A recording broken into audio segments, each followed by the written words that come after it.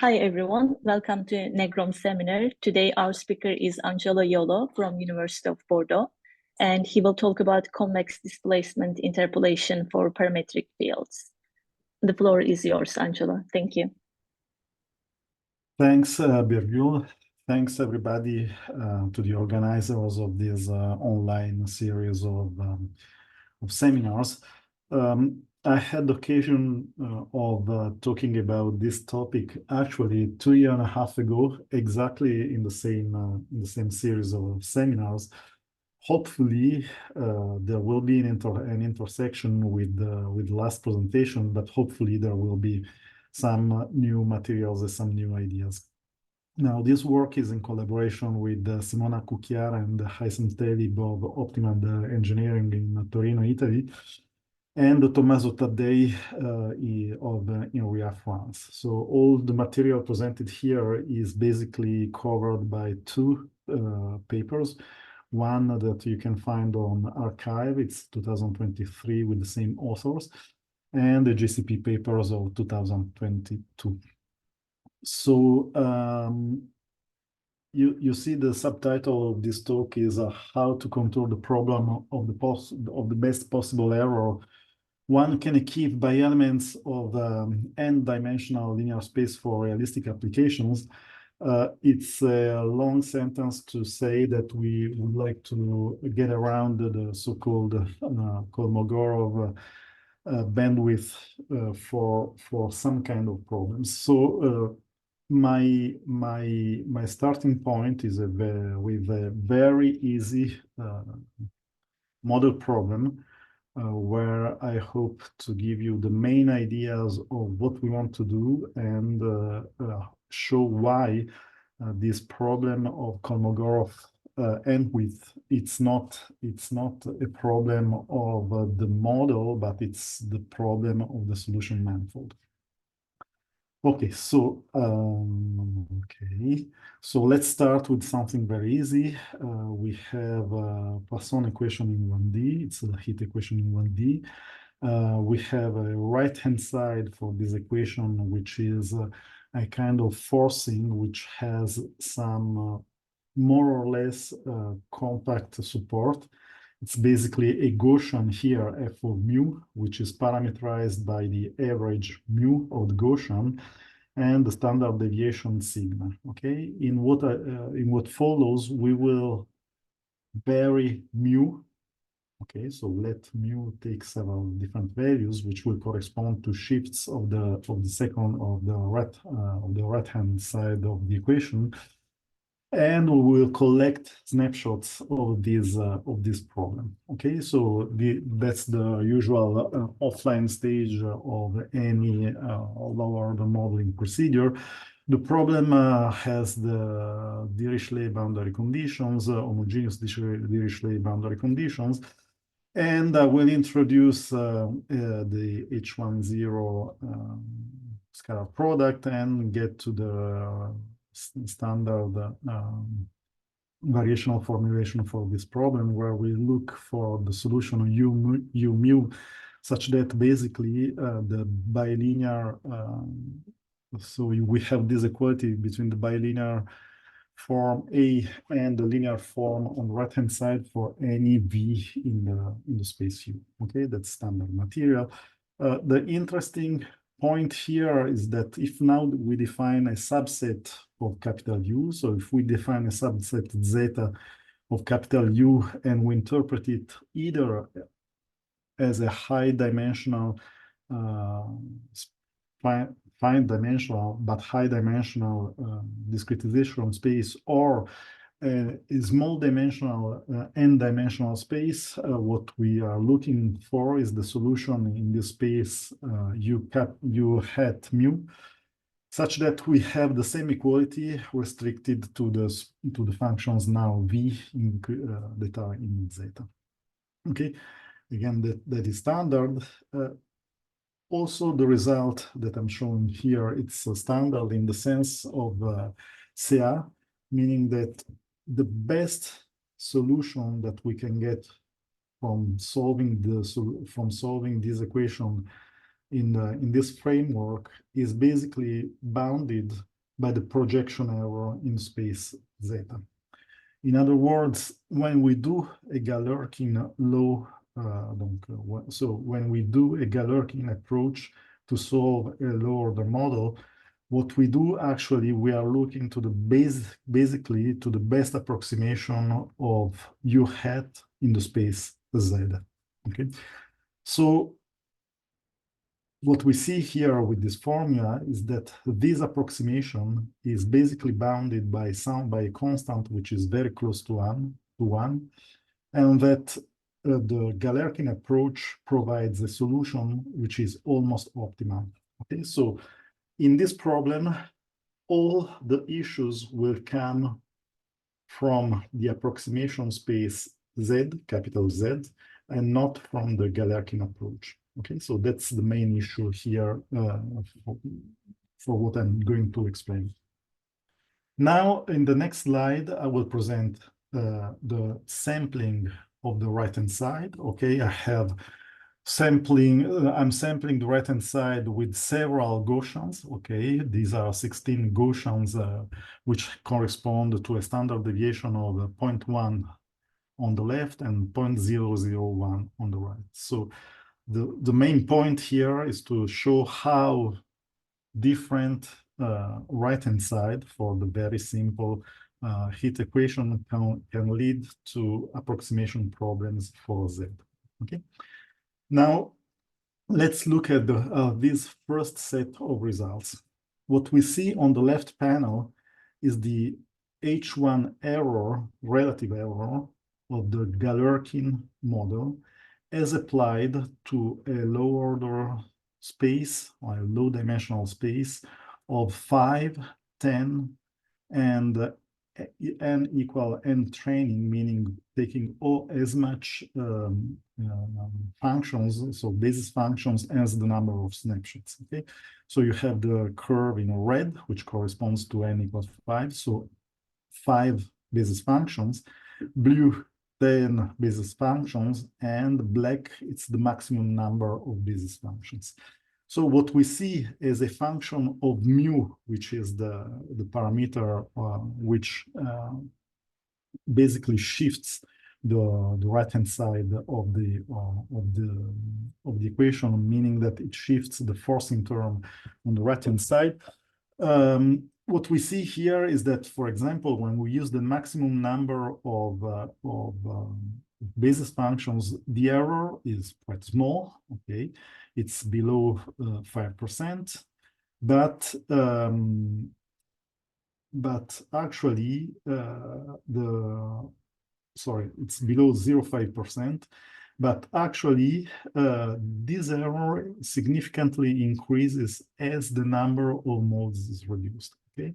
And goes up to 20% when we are here on where we are sampling the left-hand side, the right-hand side of the equation with functions that are very close to the boundaries of the problem, okay? So on the right panel, what you see is the solutions that we obtain.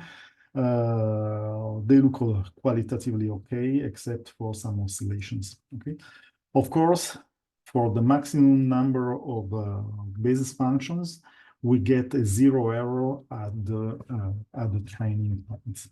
Okay, now let's see when we reduce the variance of the left-hand side, of the right-hand side, meaning that instead of sampling with these smooth Gaussians, we sample the right-hand side with very basically with the Dirac functions. Okay, now that's what happens to the error. Okay, relative error on the left, and the solution, a typical solution on the right. You see on the right, the high fidelity solution in red is basically represented by two straight lines with a discontinuity of the first derivative, where we apply, of course, the Dirac. And on the right, we see the relative error, which became quite huge. Okay, this error does not show any notion of convergence, meaning that even for the maximum number of snapshots, of basis functions, which is equal to the number of snapshots, we have an error, which it's quite significant when we are out of sample, meaning that for the parameter values that are in sample down here, we have a zero error, of course, but as soon as we go out of sample, the error is of the order of 20%.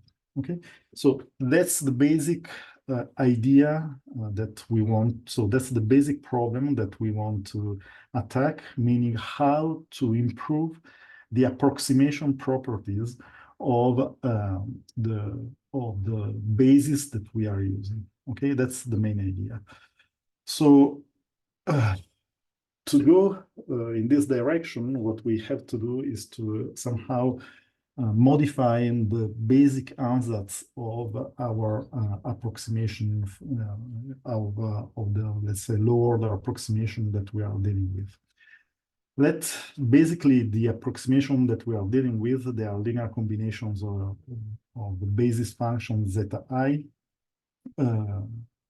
where the parameters of those basis functions are a function of the, or where the coefficients of those basis functions are a function of the parameter. Okay, that's the most general setting. If we come to the most simple setting, for the sake of explanation, where we have two snapshots, let's say U0 and U1, basically what we want to do is to find the parameter S, which corresponds to a convex interpolation between U0 and U1, which will provide the best approximation of the solution, okay, for an out of sample value of the parameter. Okay, that's the most basic. Let's say it's the core problem when we only have two snapshots, for example. Now, as I showed, there are very simple problems like the heat equation with a specific forcing on the right-hand side, where this kind of approach is not accurate. Okay, it's not accurate not because of the Galerkin solution, but because of the approximation space. Now, what is our idea? Our idea is to shift from these ansatz, where we have a linear combination of snapshots, essentially, to an ansatz where we have a nonlinear function of the snapshots. And this nonlinear function is basically a morphing of U0, of snapshot U0 on snapshot U1. Okay, so expressed in terms of image processing, what we are looking is for an optimal morphing that will transform snapshot U0 in snapshot U1 as a function of an interpolation parameter. Now, how do we do this? We do this through basically two steps. One step, it's a modeling step where we identify some features in the solution U0 and in the solution U1. And thanks to these features, we use optimal transportation to map those features corresponding to U0 in the features corresponding to U1. So that's the basic, the basic idea of what I'm going to explain later on. Once I identify those mappings which allow me to go from U0 to U1 and from U1 backwards to U0, then I can build a convex interpolation of those mappings as expressed by this formula here. So I have a forward mapping parameterized by the parameter S, which is a convex combination between the identity, meaning I am at the same place, or the full displacement to the features of U1, and the backward mapping, which is exactly the same, except that we go from U0 and U1. Now, it's interesting to see the parallel between the convex interpolation in the function space between U0 and U1 up here, and the convex interpolation not of the functions, but of the mappings, okay, between the identity mapping and the mapping that I obtain from the modeling step 1 and 2. Now, let's see exactly what we do by morphing U0 over U1. Well, it's basically expressed by this formula here, where you have U0 composed with the forward mapping to the -1, which is the push forward of U0 through T-1, and the pushback of U1 through the inverse of, well, through WG, okay, which is expressed here. And then we make a convex combination of the values that I obtain from the push forward and the pushback. Okay, that's the whole idea here. So that's what we call convex displacement interpolation. Now all the technology is how to find the TG and WG. Okay, but what is interesting is that this formula, it's exact for the interpolation of several PDE problems, like, for example, the heat equation. Okay. We can further simplify this formula by linearizing it. It's a technical issue, but basically what is interesting is that the push forward and push back can be simply expressed by the formula that you see down there, where you don't need to compute the inverse of the inverse mappings, which can be a significant simplification in practice. Okay. Now, what I will show you next is the convex displacement interpolation between two neighboring snapshots in the very simple problem that I showed before. But before doing that, I would like to give a graphic interpretation with a figure of the convex displacement interpolation. So suppose you have a solution U0 and U1, and suppose that in the third dimension you have the parameter mu. Okay, so basically what we are talking about here is to make an interpolation between the U0 curve over here on the foreground and the U1 curve on the background.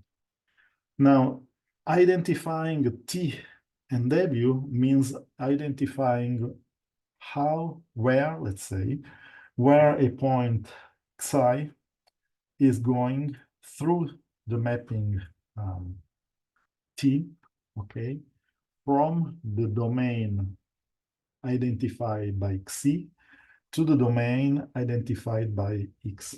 Okay, so if I am able to find this correspondence between Xi and X, then what I'm doing, it's just an interpolation between the corresponding U0 value here and the U1 value over there, like I would do in a standard convex interpolation. Okay, so basically we are doing a convex interpolation between the value U0 and U1 over the characteristic which links Xi here to X there. Okay. Now, this convex interpolation enjoys standard but important properties. It has the interpolation property, meaning that when S equals 0 and S equals 1, we recover U0 and U1.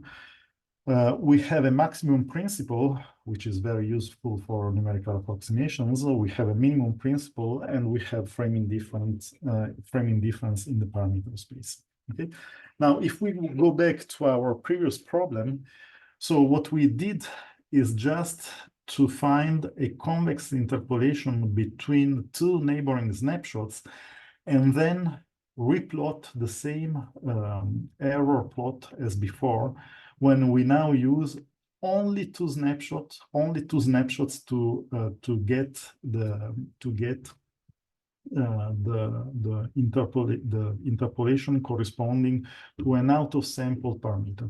So you see that we went to 20% error to about 5/1000 error here, and you see the kind of solution that we can interpolate both for sigma, which is relative to Gaussian with some relatively large support, to the case down here where the support of the Gaussian is basically very small, and still we can get a very good approximation of the solution of a solution out of sample.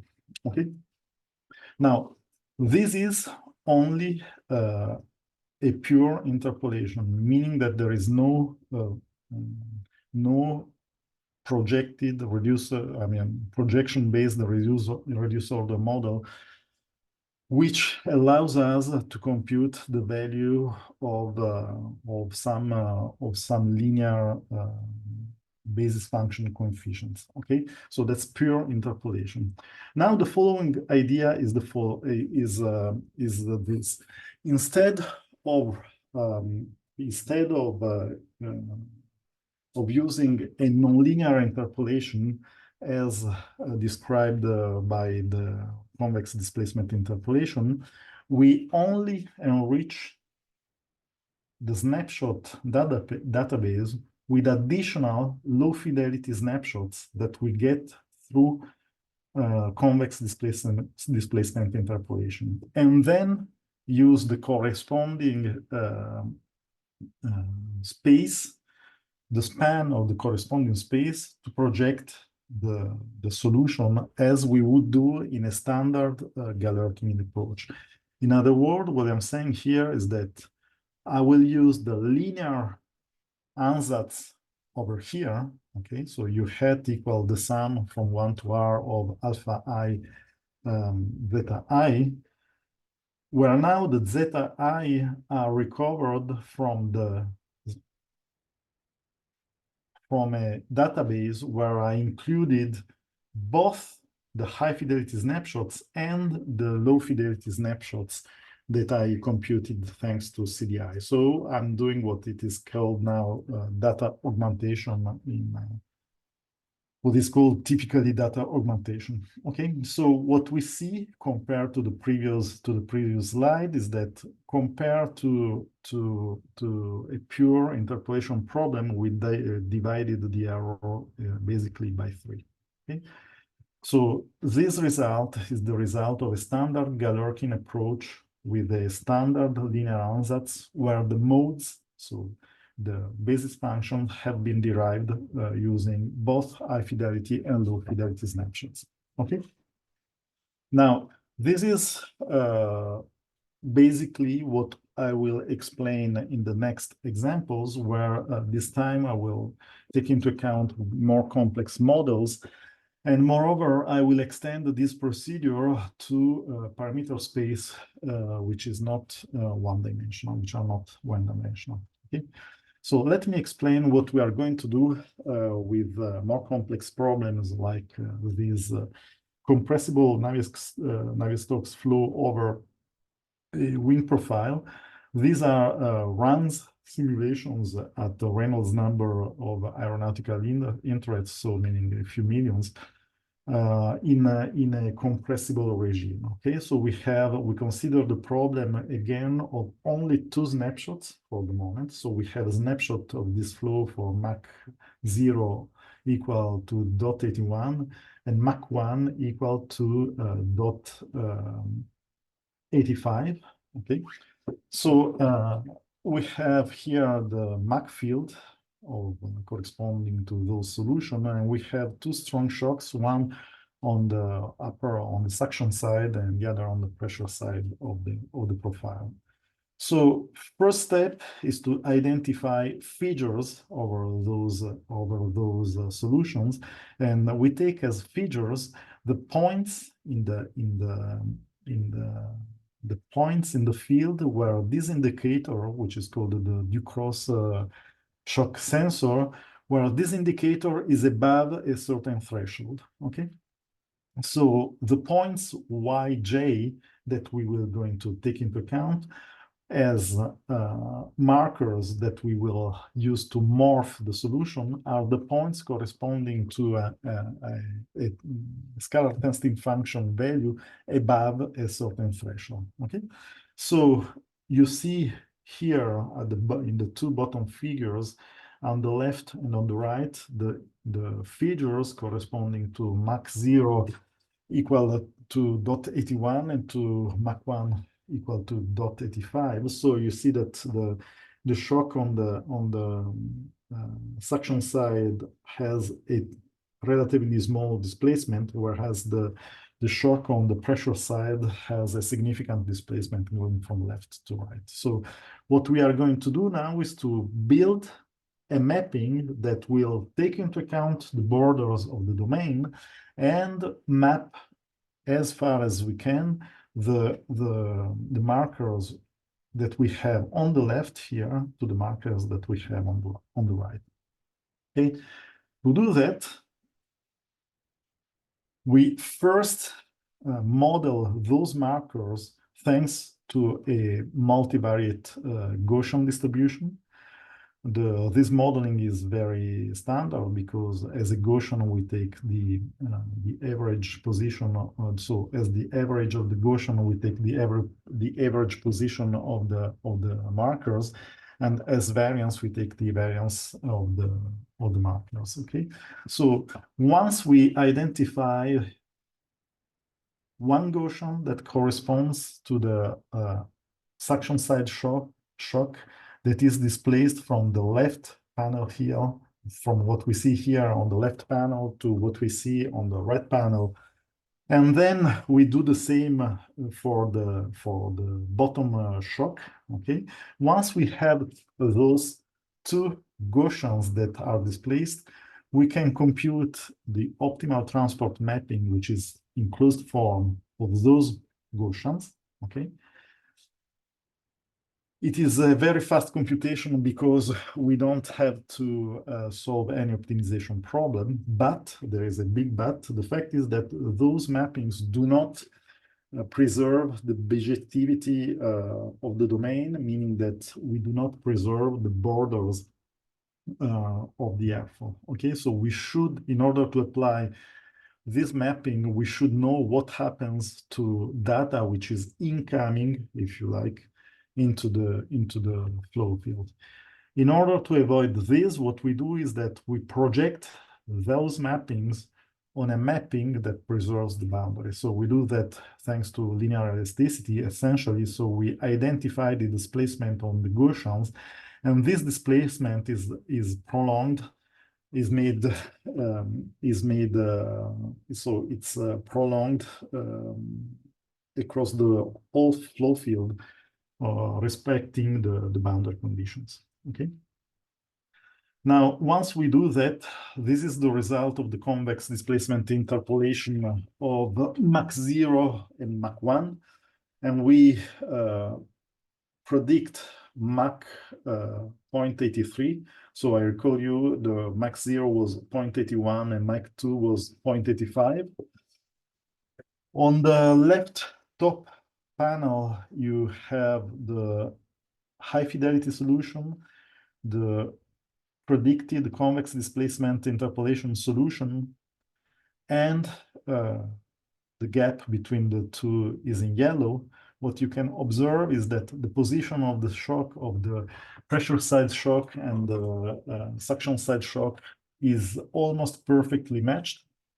Whereas in the left bottom panel, you see exactly the same prediction made with a linear ansatz. So it's a linear interpolation. It's actually a convex interpolation between the solution of Mach 0 and Mach 1. Well, the error, it's much bigger in this second case, or in the case of the linear interpolation, but what is unacceptable in this interpolation is the fact that the pressure side shock is qualitatively wrong. So it is completely unacceptable from the viewpoint of modeling. Okay, so on the right panel, you see the morphed solutions in terms of pressure coefficient of the CDI, so the convex displacement interpolation on the top panel, and the actual high fidelity solution on the bottom panel. And you see that for various values of the parameter Mach, the convex displacement interpolation has a very good qualitative behavior in predicting the displacement of the shock. Okay, no, that's basically a result of interpolation between two snapshots. Now the problem is how we extend this approach to more than two snapshots. So what if we have if we have a parameter space which is multidimensional? It is a little bit more technical, but I think that with this figure here, it should be clear what is going to happen. Now, suppose that we have a parameter space which is two-dimensional, like in this case where we have the angle of attack and the Mach number here, and that we have sampled point P1, P2, and P3. And these 3 points belong to the snapshot database. Okay. Now, for those 3 solutions, we are able to identify Gaussians, which corresponds so to mu1 and sigma1 for the first point P1, mu2 and sigma2 for point P2, and the same for point P3. Okay, so for the 3 points here, we'll have the corresponding, let's say, Gaussians, for example, which model the features that we want to map. Now, once we have mu j, sigma j, thanks to a linear regression or whatever interpolation algorithm, we can infer mu 0 and sigma 0 for the out of sample parameter that we want to now to predict. Okay, once we have mu 0 and sigma 0, the game is over because we can compute the mappings T J0, meaning from point P1 to P0, from point P2 to P0, and point P3 to P0. And thanks to those mapping, we will have, again, a convex interpolation between the fields, this time corresponding to P1, P2, and P3. Now, this is resumed in this algorithm where I put in evidence what is the offline stage, what is the online stage. So, of course, in the offline stage, we will have the collection of the high fidelity snapshots. Then we will have the modeling phase where we identify the features that we want to map. And then we have to model those features, for example, as we did here with Gaussians. Okay, so these are the 3 steps that are offline. On the online stage, what we have to do is to find basically estimate what are the new points that we will model thanks, for example, to Gaussian, or directly estimate what is the mu 0 and sigma 0 as we did before, meaning what are the let's say, the salient elements of the features that we want to estimate. Then we have a second point, which is find the neighboring parameters for making an inference of the new mapping and compute the mappings. Okay, once we do this, again, we compute the weights of the convex interpolation thanks to the standard formula. Okay, so that's it. The additional cost online is the cost of finding the mappings for each new parameter. Okay, let me now apply this setting to a compressible flow, where basically we will show 3 different elements. We will get interested to a standard least square Petrov-Galerkin approach as applied to a linear approximation space. Then we will compare the results of the standard approach, which includes the solution of a PROM, okay, to a complex convex displacement interpolation. And as a third comparison, we will have a least square Petrov-Galerkin approach with data augmentation.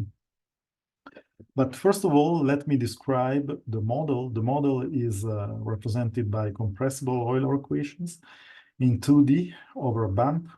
The parameter space is given by the height of the bump here and the Mach number at infinity. And this two-dimensional parameter space is described by this cross product here. Okay. So basically, the parameter space is such that we have a strong shock over the compression, so over the diverging region of this nozzle. And you have here basically the Mach field for two, let's say, for the corners of the parameter space. Okay. Now, let's go to a discussion of the results. Okay, so on the left panel, we see the relative L2 error of the corresponding LSPG CDI or LSPG 0 method with respect to the high fidelity solution. Let me explain what are those acronyms. Okay, CDI, of course, is the simple application of the nonlinear interpolation procedure that I explained before. Okay, LSPG 0 is a least square Petrov-Galerkin as applied to the standard snapshot, so to the standard linear space derived from the snapshots. Okay, and LSPG is a least square Petrov-Galerkin approach as applied to a space, to an approximation space, which has been enriched by with the snapshots coming from the CDI now. So we used data augmentation. Now, what we have here is a high fidelity. It's a high, which is made of 4 snapshots. Okay. The 4 snapshots are the ones used to compute LSPG 0, and you see that the error is quite high compared to a simple CDI. Okay, so solving a model-based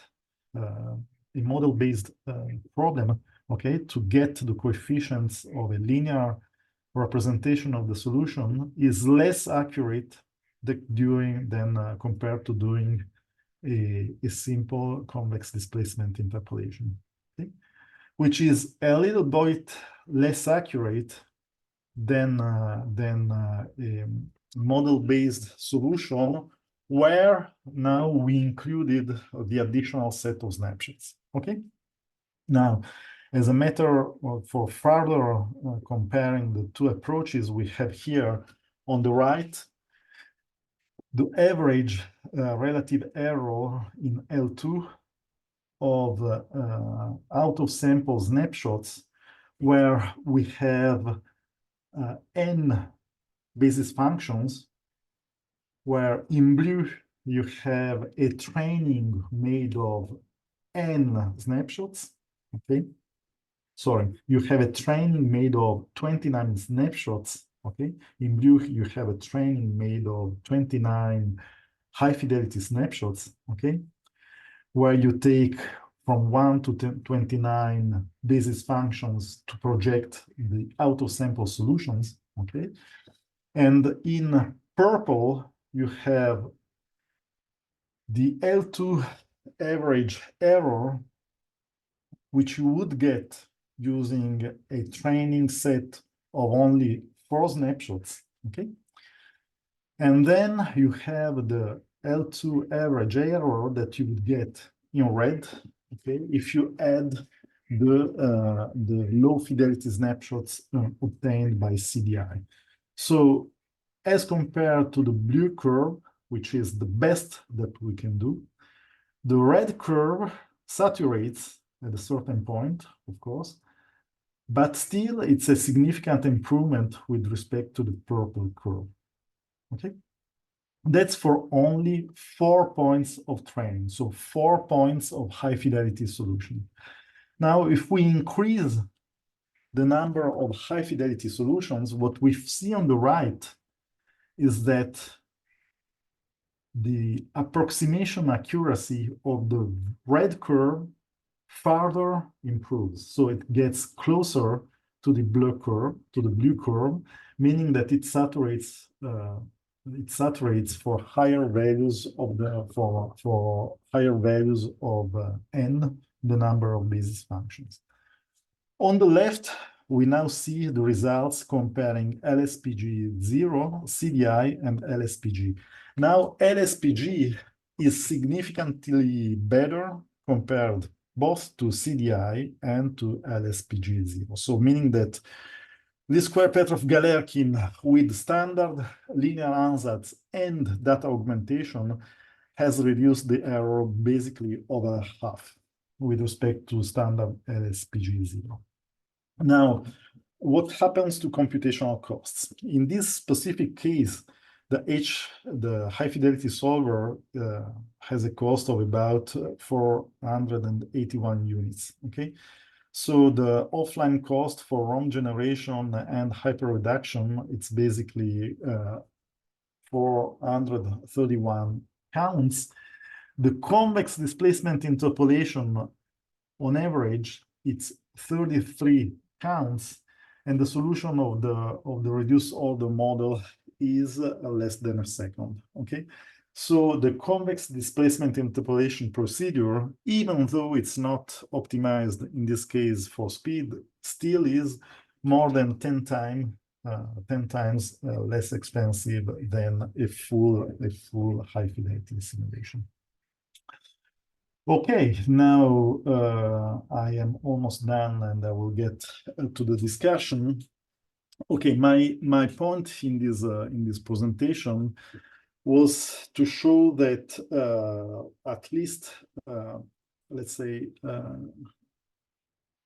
2 points, okay? Even though there are 3 arrows over there. But, okay, so the first is that an alternative to nonlinear approaches for improving the approximation of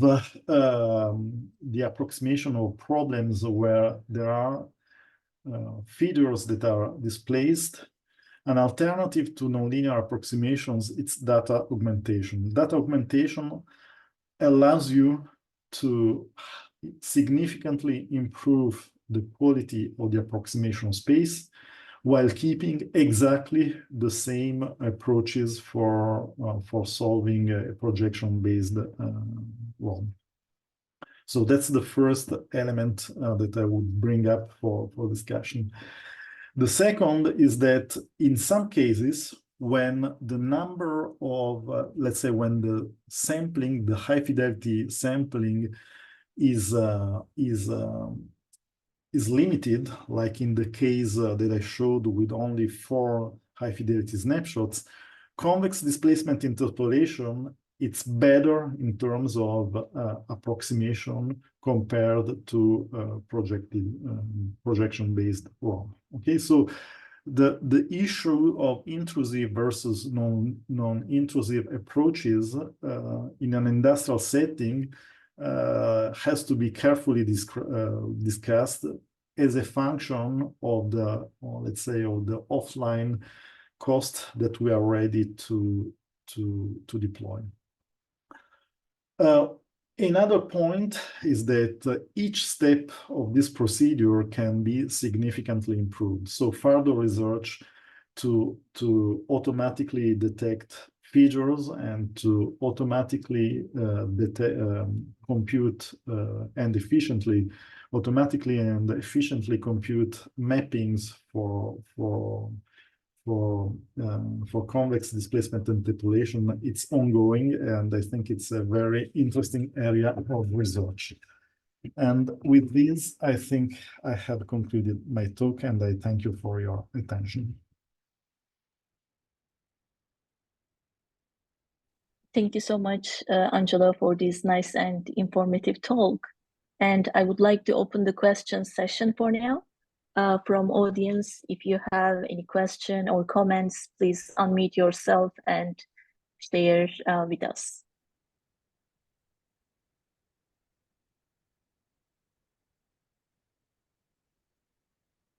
Maybe I can start. Angelo, maybe page 30 or 31, it should be, when you explain the three points things. Yes, I think you yes, at that one. Because when you start to explain the CDI, it is the mapping forward and the backward between the first and the last snapshot, let's say. But in this case, do you have just only forward mapping? Because you are not constructing the mapping between the P1, P2, and P3. You have target point and you are just doing something on them. Thanks for this question. Now, let me see. Okay. Look look to equation 2 here. Mm-hmm. You see that now the convex displacement interpolation is the convex interpolation through these coefficients here, omega nu, and solutions u tilde nu. Okay. But how do I find u tilde nu? Well, it's the composition of u nu with phi nu. Okay, now let's look at this figure and imagine that P3, it's on the same axis as P1. Now P1 to P0 or P3 to P0, it's as if I'm doing a forward and a backward mapping. You see? Yeah. So the forward and backward mapping formulation is included in this formulation actually, except that I don't write here explicitly phi to the -1, okay? Because it would be only the case when they are aligned on the same axis. Perfect. Thank you.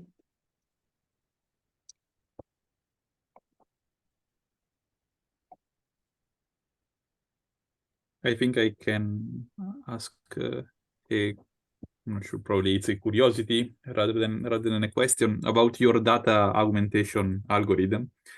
If you envision that a variation of it could be used in a different way, so rather than augmenting the snapshot data set, if a similar algorithm or a variation of it could be used to enrich the basis after you have generated a first basis set or a ridge or adapt as you wish. You are right. Actually, that's what is done here. I didn't mention it, but okay. You see the 4 purple points here. Okay, so these are the modes generated with high fidelity snapshots. Then what we add actually is the orthogonal part of the CDI snapshots to those four modes. I think it's what you are suggesting, right? Yes. Yeah, that's actually what we do. Okay, thank you.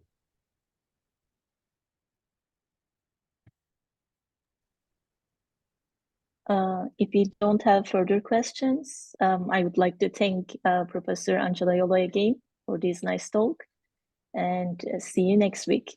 Do you want to say something, Angelo? No, thanks. It was very nice. Thank you, and see you soon. Thanks, everybody. Bye-bye. Bye. Bye.